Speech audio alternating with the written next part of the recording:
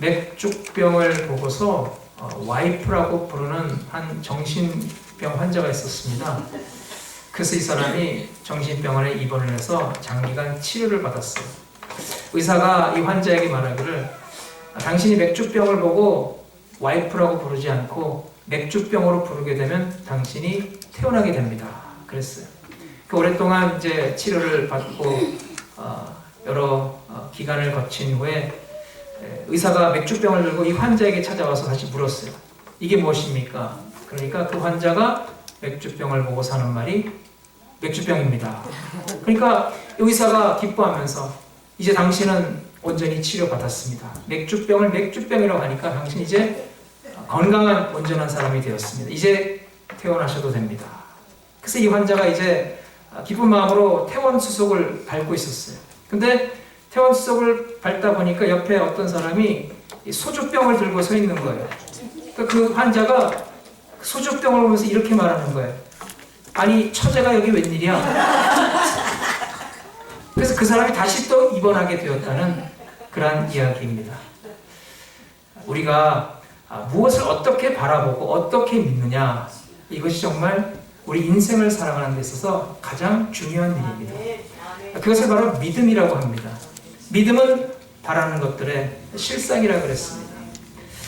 그리스도인의 이 아이덴티티를 결정하는 것이 바로 믿음입니다. 그래서 믿음을 통해서 우리는 하나님과 관계를 맺게 됩니다. 믿음이 없으면 우리는 하나님과는 아무런 관련이 없는 존재가 되는 거예요. 그 믿음을 통해서 우리가 구원을 얻고 믿음을 통해서 우리는 의로운 백성이라 칭함을 받게 되는 것입니다. 믿음은 또한 미래를 바라보게 됩니다. 그래서 믿음을 가진 사람은 미래에 대한 확신을 갖게 됩니다. 여러분, 미래라는 것은 아직 이루어지지 않은 그러한 우리가 알 수 없는 미지의 세계입니다. 근데 믿음을 갖게 되면은 참 그 알 수 없는 우리가 체험하지 않은 미지의 세계에 대한 확신을 갖게 된다는 것. 사람들이 고난을 당하고 시험에 빠질 때 왜 하나님을 원망하겠습니까? 하나님이 어떻게 나에게 이런 일을 하실 수가 있냐고 왜 불평하겠습니까? 바로 자신이 닥친 그런 현실을 바라보기 때문입니다. 그렇기 때문에 원망과 불평이 나오게 됩니다. 그러나 우리의 믿음의 많은 부분은 바로 미래에 관한 거예요. 그것을 우리는 약속이라고 합니다. 근데 약속을 우리가 현실의 관점에서 바라보면 그것이 불투명하게 보입니다. 아직 이루어지지 않았기 때문에 과연 그대로 이루어지느냐 우리가 확신을 가질 수가 없어요. 그러나 믿음을 통해서 그 약속을 이루어지기를 바라고 믿음의 눈으로 바라보게 되는 거예요. 그래서 믿음은 우리로 하여금 기다리고 인내하고 참게 만드는 능력이 되는 거예요. 오늘 본문 말씀은 바로 이삭에 관한 이야기입니다. 사실 창세기에 나타난 믿음의 족장 가운데서 이삭에 관한 이야기는 가장 작은 부분에 할애되어 있습니다. 예컨대 믿음의 조상 아브라함에 관한 이야기는 14장에 대해서 기록되어 있고, 그리고 이삭의 아들 야곱에 관한 이야기는 12장에 관해서 기록되어 있고, 그리고 그 아들 요셉에 관한 이야기도 12장을 통해서 기록이 되어 있어요. 반면에 이삭에 관한 이야기는 오늘 본문이 나온 26장 한 장뿐입니다. 그러니까 이삭은 지극히 평범한 삶을 살았던 인물인 것 같아요. 이삭은 온화하고 온유한 성품의 소유자였어요. 사실 그는 그 누구보다도 아름다운 믿음의 모습을 우리에게 보여주고 있습니다. 이삭은 앞에 나서서 많은 사람들의 스포트라이트를 받고 화려한 활동을 하는 사람이 아니라 오히려 그 무대 뒤에서 이름 없이 빛도 없이 조용히 자기 자리를 지키며 믿음의 우물을 파는 그런 모습을 우리에게 보여주고 있어요. 그래서 이삭이 우리에게 더욱더 큰 매력으로 여겨지게 되는 것입니다. 오늘 우리가 이 이삭의 믿음이 어떠한 믿음인가를 생각해 보면서 하나님 우리에게 베풀어 주신 놀라운 믿음의 은혜를 누리시기를 바랍니다. 첫째로 이삭의 믿음은 순종하는 믿음이었습니다. 창세기 22장을 보면 우리가 너무나 잘 아는 이야기가 있습니다. 어느 날 하나님께서 믿음의 조상 아브라함에게 말씀하셨어요. 너는 네 아들 이삭을 내게 바쳐라. 100세 낳은 그 귀한 아들 이삭을 번제물로 하나님께 바치라는 정말 무서운 명령이었어요. 근데 그 명령을 받아들고서 아브라함은 즉각 순종합니다. 바로 다음날 아침 일찍 일어나서 이제 나귀의 안장을 지우고 그리고 아들 이삭과 두 사환을 데리고 그는 모리아산으로 향합니다. 백발이 성성한 이 100세 이상 된 그 아버지 아브라함이 그 어린 자식 이삭을 죽이려고 그 먼 길을 떠나는 거예요. 마음이 편할 리가 없을 거예요. 자, 아브라함은 너무나 괴롭고 힘들었지만 입을 꾹 담고 묵묵히 하나님께서 정해주신 그 길을 걸어갑니다. 아버지가 말이 없으니까 이 아들도 입을 꾹 다물었어요. 분위기가 그러니까 옆에 있는 사환들도 입을 꾹 다물 수밖에 없어요. 사흘길을 갔을 때 드디어 하나님께서 지정해 주신 모리아산이 가까이 보입니다. 그래서 아브라함은 그때 두 사환과 나귀를 그 자리에 머물도록 했어요. 왜냐하면 앞으로 해야 할 일에 방해가 되면 안 되기 때문이에요. 아브라함은 한 손에 불을 들고 한 손에 칼을 쥐고 걸어갔어요. 그리고 이삭에게는 무거운 장작 더미를 등에 지고 따르도록 했어요. 아마도 아브라함이 앞장섰을 것 같아요. 왜 그렇겠습니까? 이삭을 앞장 세우면은 그 이삭의 뒤를 따라가면서 이삭의 모습을 보면서 얼마나 그 마음이 아프겠어요. 그러니까 차라리 이삭의 모습을 보지 않기 위해서 아브라함이 앞장섰을 거예요. 그는 오직 하나님의 말씀만을 붙잡고 하나님의 명령을 순종하는 믿음으로 앞만 보고 모리아산을 향해 걸어갔어요. 그리고 이삭도 아버지의 명에 순종해서 그 무거운 장작 더미를 등에 지고 땀을 흘리며 뒤를 따라갔어요. 근데 이삭의 마음속에 한 가지 궁금한 생각이 들었어요. 아니, 아버지가 보통 하나님께 제사를 드릴 때는 정성껏 어린 양을 준비해서 그것을 하나님께 제사로 드리는데 지금 눈을 씻고 봐도 다른 것은 다 준비되어 있는데 그 제사로 드릴 어린 양이 보이지 않는 거예요. 그 이삭이 너무나 궁금했어요. 아버지께 여쭤볼까 말까 몇 번 망설였을 거예요. 그러다가 마침내 아버지하고 불렀어요. 그 아들의 부르는 소리를 들었을 때 아마도 아브라함의 그 마음이 철커덕 내려앉았을 것 같아요. 아버지, 다른 것은 다 준비됐는데 제사 드릴 어린 양은 어디 있습니까? 그때 그 말을 들은 아버지 아브라함의 마음이 정말 찢어지는 듯이 아팠을 것 같아요. 그때 하나님께서 아브라함에게 이 말을 하도록 하십니다. 아들아, 하나님께 드릴 어린 양은 하나님께서 따로 준비하셨던가. 이 말과 함께 묵묵히 아브라함은 걸어갔고 이삭도 그 아버지의 말을 믿고 조용히 산을 올라갑니다. 드디어 하나님이 지시하신 그곳에 이르렀어요. 아브라함이 제단을 쌓았어요. 근데 다시 한번 이삭이 둘러가도 아니, 단을 쌓았으면 이제 어린 양을 바쳐서 하나님께 제사로 드려야 하는데 어린 양이 보이지 않는 거예요. 이삭이 두리번거리는 모습을 보면서 아브라함은 마침내 울면서 이렇게 말했을 것 같아요. 사랑하더라, 하나님이 준비해 주셨다는 어린 양은 바로 너란다. 너는 내 것이 아니라 하나님의 것이란다. 내가 나이 100세 되어서 도저히 너를 낳을 수 없을 때 하나님이 나에게 너를 선물로 주셨단다. 그러니 네가 내 것이라면 내 마음대로 할 수 있지만 하나님이 내게 주신 선물이니 그 선물을 도로 하나님이 달라시는데 내가 어찌 거절할 수가 있겠느냐. 아마도 두 사람은 그 순간 서로 부둥켜 안고 뜨거운 눈물을 흘렸을 것 같아요. 아브라함 아들 이삭을 결박합니다. 꽁꽁 묶었어요. 그때 이삭은 순종했어요. 아버지, 나를 꽁꽁 묶으세요. 내가 마음 변하지 않도록 나를 세게 단단하게 묶으세요. 이삭은 자신의 두 손을 아버지에게 기꺼이 내주었어요. 순종했어요. 마치 참 수술을 앞둔 환자가 수술실에 들어갈 때처럼 그렇게 자신이 몸이 움직이지 않도록 스스로 결박하는 그런 모습이에요. 드디어 아브라함의 손이 하늘 높이 올라갑니다. 그 칼을 쥔 손이 내려가면 이삭은 죽는 것이었어요. 정말 아버지도 그렇고 아들도 그렇고 모든 것을 다 체념했어요. 얼마나 감동스러운 장면입니까? 정말 우리가 눈물 없이는 볼 수 없는 그런 드라마의 한 장면 같아요. 하나님께서도 그 광경을 보시고 아마 하늘에서 큰 감동을 받으셨을 것 같아요. 정말 하나님께서도 말없이 그냥 오셨을 것 같아요.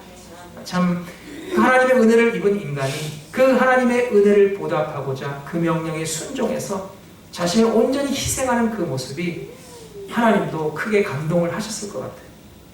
근데 그때 하나님께서 아브라함의 손을 잡으셨어요. 아브라함아, 아브라함아, 그 아이에게 절대 손을 대지 말아라. 네가 네 독자라도 아끼지 않은 줄 내가 알겠으니 네가 이제 나를 경외하는 줄 내가 아노라. 그러니 그 아이에게 손을 대지 마라. 그러면서 하나님께서는 아브라함의 손을 잡으시고 그 대신 하나님께서 여호와 이레로 따로 예비해 두신 숲풀 속에 그 뿌리 걸린 수양을 대신 제사로 드리게 해 주셨다는 것입니다. 여러분, 자기 아들도 아끼지 않고 아낌없이 하나님께 드리고자 했던 이 아브라함의 믿음이 얼마나 위대합니까? 근데 그에 못지않게 이삭의 믿음 또한 위대합니다. 정말 이삭이 장합니다.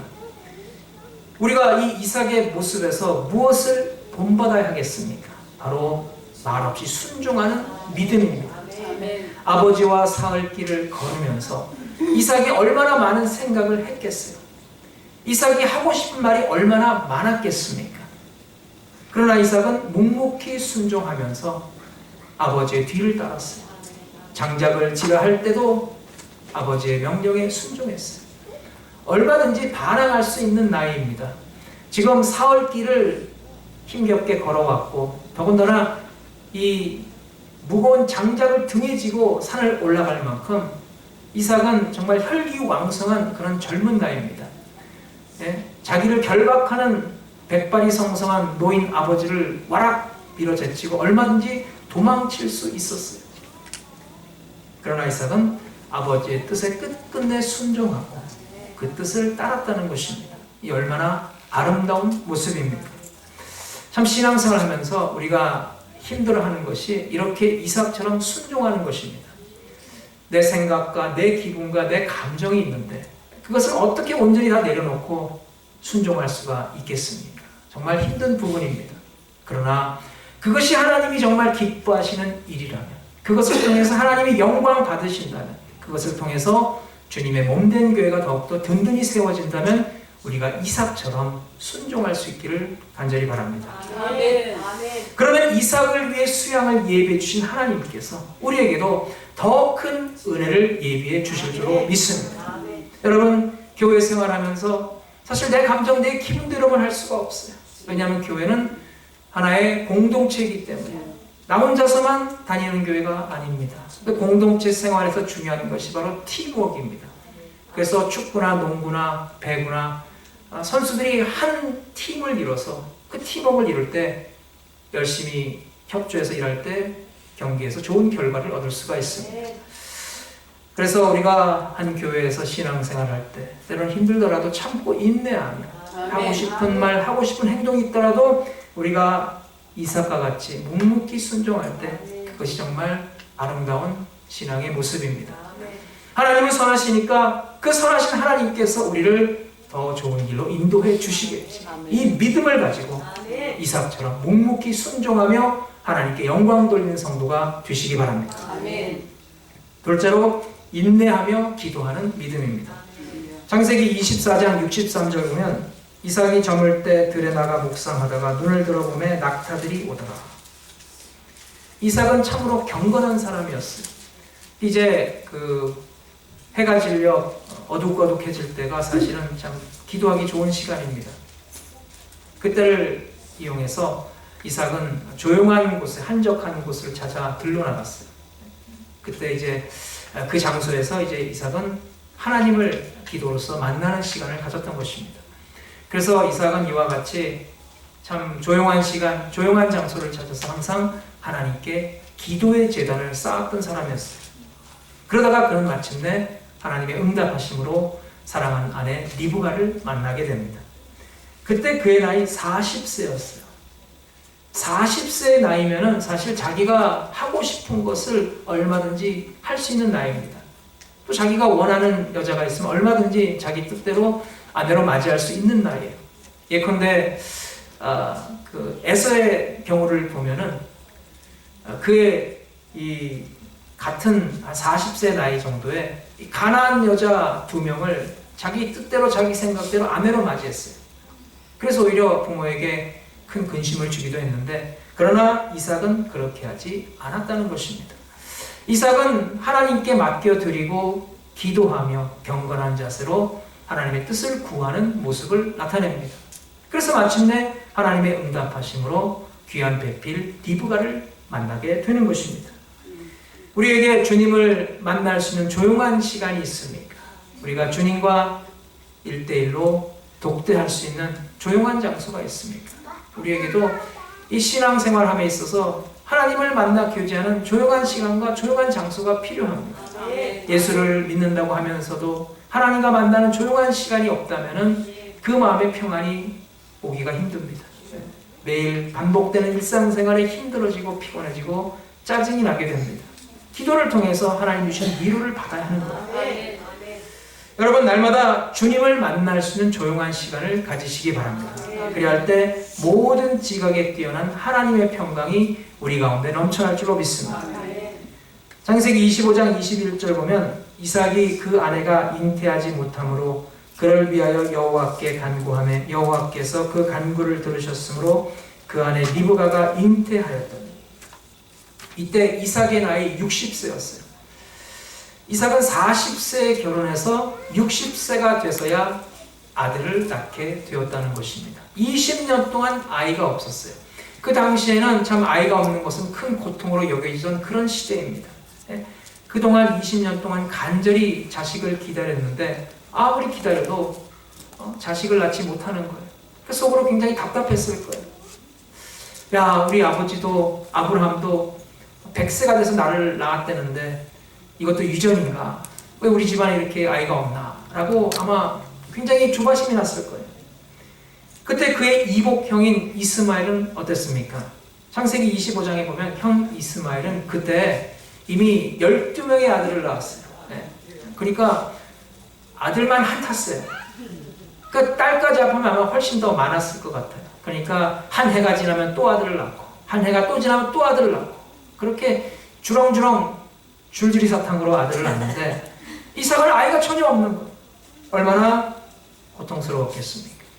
그러나 이삭은 그런 가운데서도 인간적인 방법을 동원하지 않았어요. 그의 아버지 아브라함도 10년을 기다리지 못해서 결국 인간적인 방법을 사용합니다. 그래서 그의 아내 사라의 몸종인 하갈을 통해서 이스마엘을 낳잖아요. 그 이스마엘이 누굽니까? 결국 아랍 족속의 조상이 되었어요. 그래서 그 후로 오랜 세월 동안 이스라엘과 아랍이 서로 싸우는 그런 불행한 역사가 시작되었던 것입니다. 그러나 이삭은 그렇게 하지 않았어요. 20년 동안 기다렸어요. 하나님께 맡겨드리고 인내하며 기도하며 하나님의 뜻을 구했어요. 그래서 그렇게 인내하며 기다리는 이삭의 믿음에 응답하셔서 하나님께서 갑절의 축복을 주셨어요. 그러니까 너 오랫동안 기다리느라고 수고 많았다. 그래서 한 번에 2 아들을 주셨잖아요. 네? 바로 야곱과 에서라는 쌍둥이 아들을 주셨다는 거예요. 한 아들도 귀한데 한꺼번에 쌍둥이를 얻게 해 주셨다는 것입니다. 여러분, 그래서 믿음이라는 것이 무엇입니까? 믿음은 참는 거예요. 하나님의 약속의 말씀을 붙잡고서 하나님의 그 말씀을 믿고서 인내하고 참고 기다리는 거예요.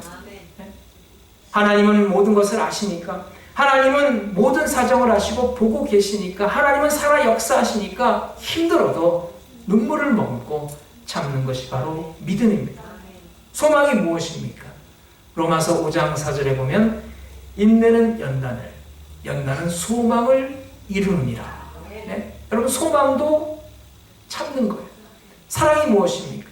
사랑은 오래 참고, 네? 사랑도 참는 거예요. 그러니까 성도의 믿음, 소망, 사랑은 전부 참는 것과 연관이 되어 있습니다. 여러분에게 어떤 어려움이 있으십니까? 여러분, 이삭처럼 하나님을 만나는 조용한 시간, 조용한 장소를 가져서 기도하며 하나님의 뜻을 구하시기 바랍니다. 네.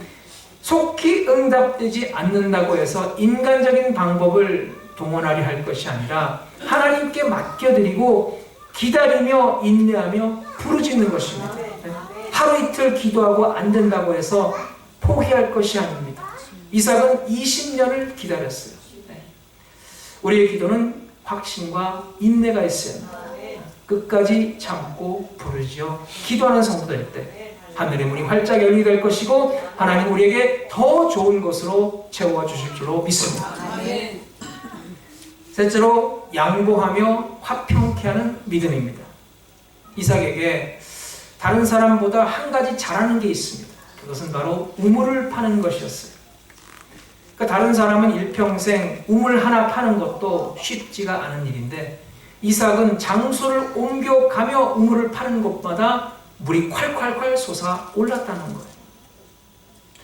이삭이 이와 같이 우물을 파게 된 배경이 있습니다. 이 가나안 땅에 엄청난 흉년이 들었어요. 가물이 들었어요.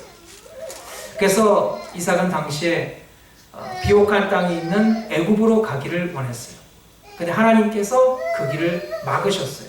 그래서 이삭은 대신 그랄 땅으로 갑니다. 당시 그랄 땅에는 블레셋 사람들이 살고 있었어요. 이삭은 그곳에서 이 하나님을 의지하며 열심히 농사를 집니다. 하나님께서 그의 이삭에게 놀라운 복을 베푸셔서 무려 100배의 수확을 거두게 되었다는 거예요. 사람이 아무리 열심히 노력해도 한 30배, 60배 수확을 거두기도 참 하늘의 별따기인데 100배의 수확을 거뒀다는 거예요. 하나님께서 참 인간에게 베푸실 수 있는 가장 큰 복을 베풀어 주셨어요. 근데 그렇게 되니까 그 땅에 살고 있는 블레셋 사람들이 이 이삭을 시기 질투하는 거예요. 그러니까 남이 잘 되면은 은근히 배 아파하게 되는 그런 일이 있는 거예요. 아, 사촌이 땅을 사면 축하줘야지. 그걸 배 아파하는 사람들이 있더라는 거예요. 자기가 우물을 파서 물이 콸콸 쏟아지면은 해피하고 좋다고 하는데 남이 우물을 파서 물이 콸콸 쏟아지면은 그게 못마땅한 거예요. 그래서 이 블레셋 사람들이 갑자기 나타나서 이삭의 우물에다 흙을 다 메꿔버렸어요. 우물 다 망쳐버렸어요. 얼마나 화난 일입니까? 잘 되는 꼴 보기 싫으니까 썩 꺼지라는 거예요. 근데 이삭은 그 블레셋 사람들과 싸우지 않았어요.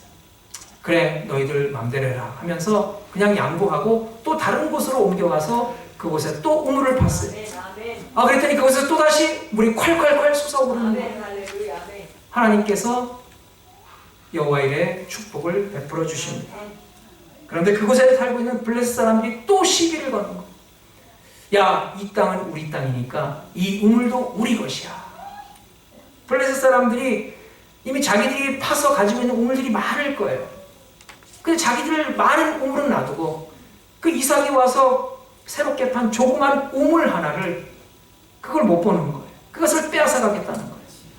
우리가 인간적으로 생각할 때 얼마나 원통한 일입니까? 그런데 이삭은 그래, 너희들 가져라 하면서 넘겨주고 양보하고 또 다른 곳에 가서 우물을 파는데 그러기를 무려 7번이나 했다는 거예요. 여러분, 이삭에게 힘이 없어 그렇겠습니까? 결코 그렇지 않아요. 오늘 보면 16절을 보면은 아비멜렉이 이삭에게 이르되 네가 우리보다 크게 강성한즉 우리를 떠나가라. 이삭의 식솔들이 그랄 왕 아비멜렉의 세력보다 훨씬 더 컸어요. 그럼에도 불구하고 이삭은 그들과 싸우지 않았다는 것입니다. 모든 것을 양보하고 다른 곳에 가서 우물을 팠다는 것. 여기서 우리는 이 이삭의 온유한 모습을 볼 수가 있어요. 이삭은 온유와 겸손으로 허리를 동이는 사람이었어요. 이삭은 화평케 하는 사람이었다는 것입니다. 그러니까 하나님께서 그렇게 온유하고 화평케 하는 이삭에게 엄청난 복을 주셨어요. 옮겨가서 우물을 파는 곳마다 생수가 콸콸콸 솟아오르게 해 주셨다는 거예요. 그러니까 그 모습을 보고서 결국 그랄 왕 아비멜렉도 이삭에게 무릎을 꿇었어요. 그러니까 하나님이 그렇게 축복하신 이삭과 맞대항해봤자 하나도 자기에게 좋을 것 없다는 생각을 하게 된 이 아비멜렉이 꼬리를 내리고 이삭에게 화친을 청했어요. 28절 보면 그들이 이르되 여호와께서 너와 함께 계심을 우리가 분명히 보았으므로 우리의 사이 곧 우리와 너 사이의 맹세하여 너와 계약을 맺으리라 말하였노라. 마침내 그들이 와서 무릎을 꿇었어요. 그때 이삭이 그들에게 어떻게 대합니까? 30절로 31절 보면 이삭이 그들을 위하여 잔치를 베풀매 그들이 먹고 마시고 아침에 일찍 일어나 서로 맹세한 후에 이삭이 그들을 보내매 그들이 평안히 갔더라. 이삭은 악을 선으로 갚았다는 거야. 예수님 말씀대로 억지로 오리를 가자고 하면 심리까지 가지고 또 속옷을 달라고 하면 겉옷까지 벗어주는 참으로 아름다운 심성을 가졌다는 거예요. 그래서 그런 아름다운 심성을 가진 이삭을 하나님이 놀랍게 축복해 주셨어요. 그의 여생을 편안하게 해주셨어요. 그의 가정이 편안하고 그의 종들이 평안하고 그의 목축이 평안하고 어디 가서든지 행복한 삶을 살게 주셨다는 거예요. 그 웃음이라는 그 자기 이름의 뜻처럼 어디 가서든지 항상 여유를 잃지 않고 웃는 그런 삶을 허락해 주셨다는 거예요. 그 이삭이 180세까지 살았어요. 그 당시에 이제 믿음의 족장들을 보면은 이삭의 아버지 아브라함은 175세까지 살았고, 그리고 이삭의 아들 야곱은 147세까지 살았고, 또 그 아들 요셉은 110세까지 살았어요. 그러니까 그 당시 믿음의 족장들 중에 이 이삭이 가장 장수한 거예요. 온유하고 부드럽고 평화를 사랑하는 심성을 가진 이 이삭에게 하나님께서는 장수의 복을 주셨다는 것입니다. 여러분, 이렇게 우리가 온유하고 부드럽고 온화한 성품으로 화평케 하는 성도 삶을 사시기 바랍니다. 여러분, 이와 혀의 관계를 아십니까? 우리의 이는 얼마나 강합니까? 젊었을 때는 강철도 씹을 수 있는 그런 강한 능력을 가진 것이 바로 우리의 이입니다. 이는 깨뜨리지 못하는 게 없어요. 얼마나 강한지 몰라요. 그런데 그렇게 강한 이도 나이 한 5, 60이 되면 하나 둘씩 빠지기 시작합니다. 한 나이 7, 80 넘어가면 다 빠져요.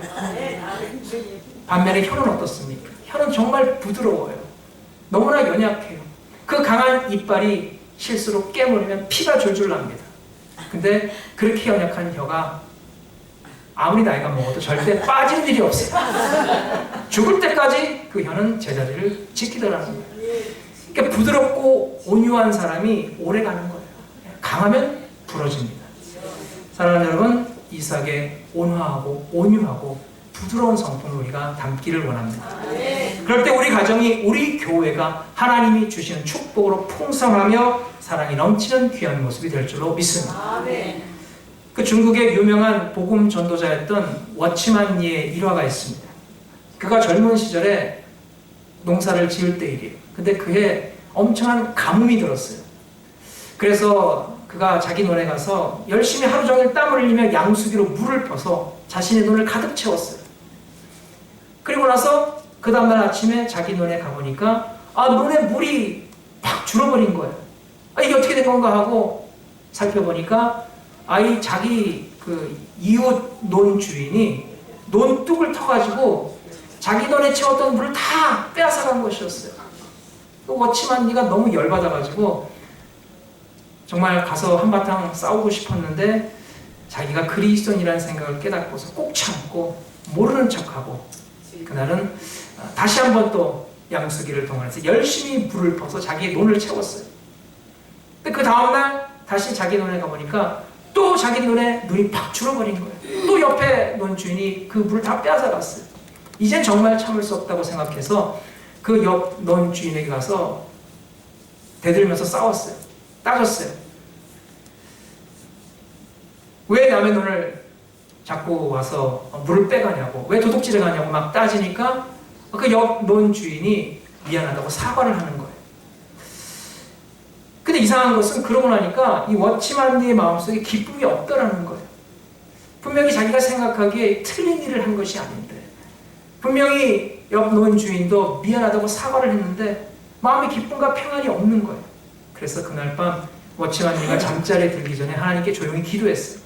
하나님께 여쭤봤어요. 하나님, 제가 잘못한 일도 아닌데 왜 제 마음에 기쁨과 평안이 없을까요? 그때 하나님이 이런 말씀을 하셨어요.